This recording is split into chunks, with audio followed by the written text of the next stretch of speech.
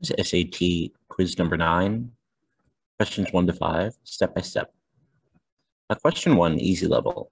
If 24x minus 6 equals 30, what is the value of 4x plus 5?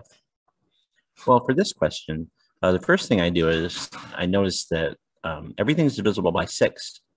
So I'll divide each of the terms by 6 on the left and right side of the equation, which simplifies to 4x minus 1 equals 5. Then, since 4x is one of the elements of the expression that we're trying to evaluate, just add 6 to both sides this time, and then we'll get 4x plus 5 equals 11. The correct answer is D, 11.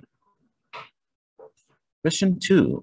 The winter flu medicine costs $18 per bottle. The school principal buys a case of 24 bottles for the entire school population. Each bottle has enough for 40 prescriptions. What is the unit cost for 3 doses of flu medicine? Well, there's extraneous information here that the principal is buying a case, because all we need is one bottle, which contains 40 prescriptions, to figure out the dose rate. Take the one bottle, which is $18, and divide it by 40, and reducing with fractions, we get 9 over 20, or 4.5 over 10, which means that each dose of medicine for the flu is 45 cents per dose at this rate.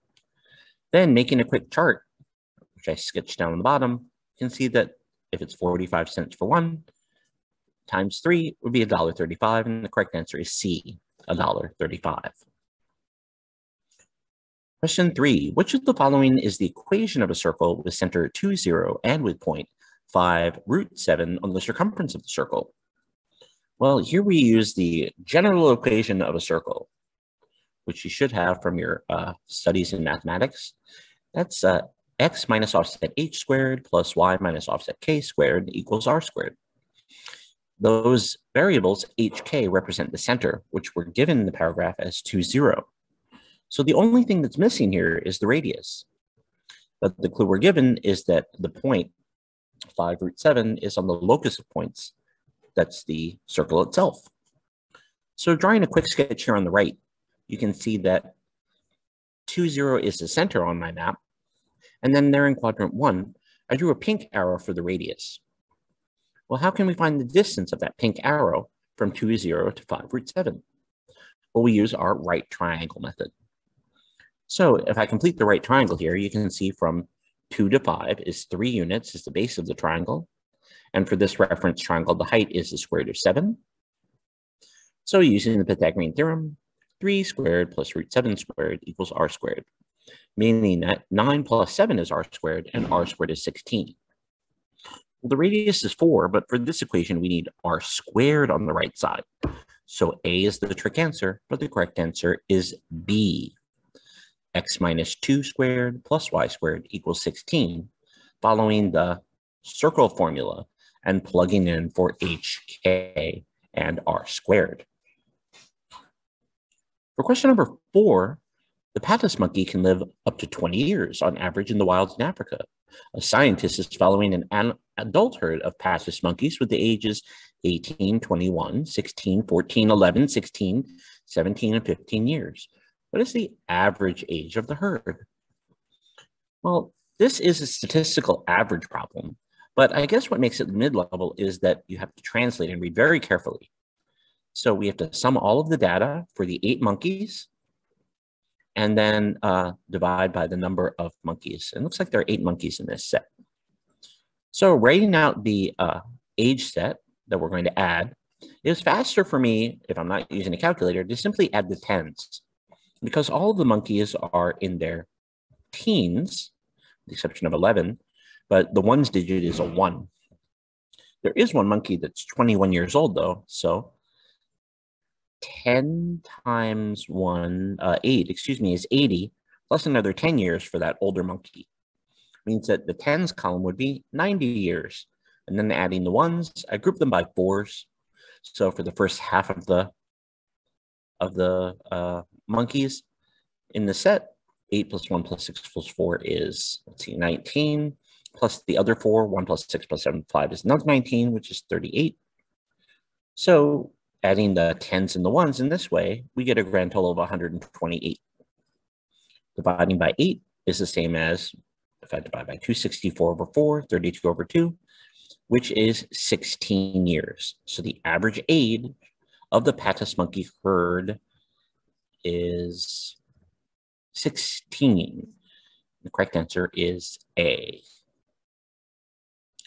Last question, the challenge level question for the student response grid-in states that Carol saved $1,000, which is earning 6% quarterly compounded interest each year. How much will the savings be worth after 20 years, rounded to the nearest $10? Well, for this problem, we use the compound interest formula. A equals P times 1 plus R over N to the NT power. And assigning those variables, A will be the final amount of her portfolio here. P is the principal or starting amount of $1,000. R is the rate, which is being offered at 6%. And since it's compounded 4 times a year, that's N. The number of years she will save this money, she's setting aside, will be for 20 years. So following this formula and plugging in, I'd like to put some notes here, which I'll highlight you in with this arrow. Just a moment. All right, the first thing that's going on is make sure you plug each variable as assigned, was given in the paragraph. And you can see that since it's 4 times a year, we have to take the 6%, but it'll be doled out in 4 payments of 1.5% each. So that means that every 3 months, Carol earns 1.5% on her savings portfolio. Since it's 20 years, we have to times that by 4. So the exponent is 80. So it'll be compounded 80 times. Simplifying, 1 plus 1.5% is 1.015 to the 80th power. So whatever amount she starts with will be multiplied by 1.015 to the 80. What I did here is I calculated this exponent by itself. That's the multiplier. So you can see that Carol's money, if she trusts it for 20 years, is there to enjoy it after 20 years, she will have 3.29066 times her initial savings that she put aside of $1,000, which is a grand total of $3,290.66. Rounded to the nearest $10, it's $3,290. So what did we do here?